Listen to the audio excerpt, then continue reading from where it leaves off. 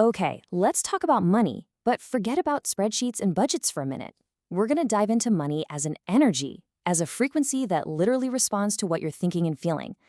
We're about to uncover those sneaky, hidden contradictions in your own mind that might be keeping you from the wealth you want. Ugh, does that one hit a little close to home? This is such a perfect example of what we call an energetic split.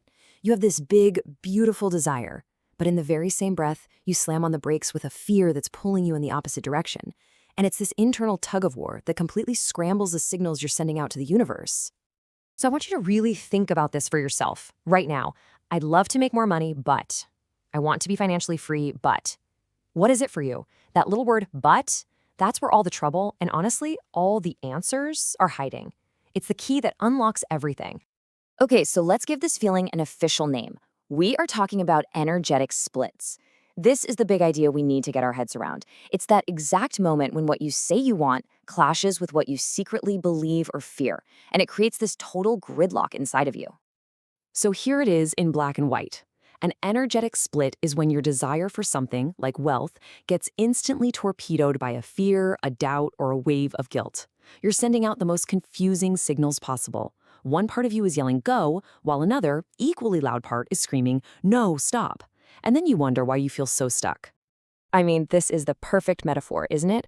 Just imagine that feeling. You're revving the engine, burning through gas, making a ton of noise, but you're not moving an inch. You're completely exhausted from the effort, but you look around and you're in the exact same spot you started. That's the physical, draining feeling of an energetic split. And let's get really specific about what this looks like. You say you want that six-figure business. That's you, foot on the gas. But then, when it's time to actually sell something, you go into hiding. That's you slamming on the brake.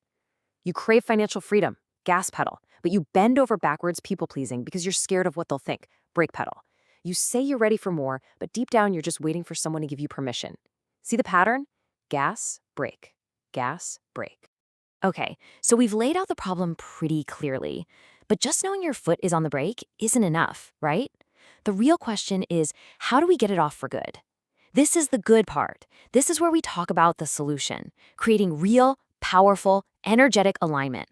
And the way forward is actually pretty simple. It really comes down to these three things. First, you've got to tune your own frequency to be a match for what you want.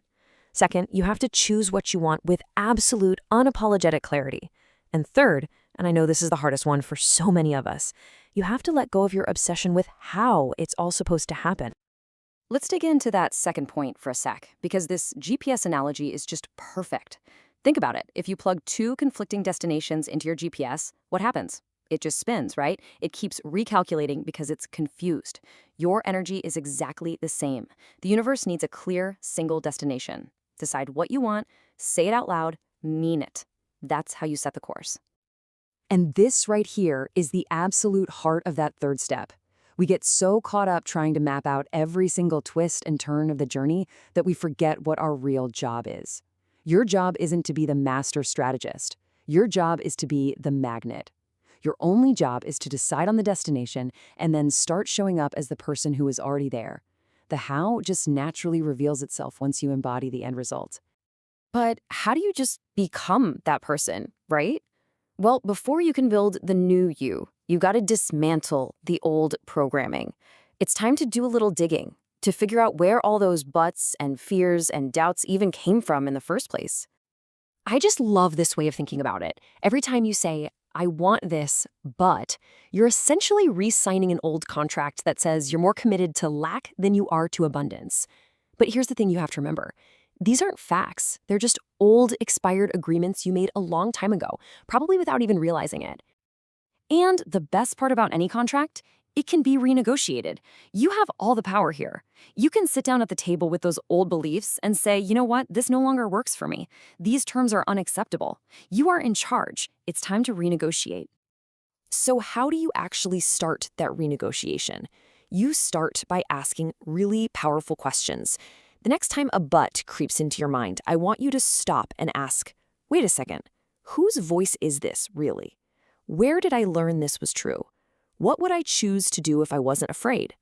And my favorite, what would the wealthy version of me do right here, today? This is how you drag those unconscious beliefs out into the light so you can finally deal with them. All right, let's talk about one of the biggest, most pervasive buts of all, especially for women. It's this deep-seated belief that wanting wealth is selfish, that for you to have more, it means someone else has to have less. Well, guess what? The exact opposite is true. Just let that sink in for a minute.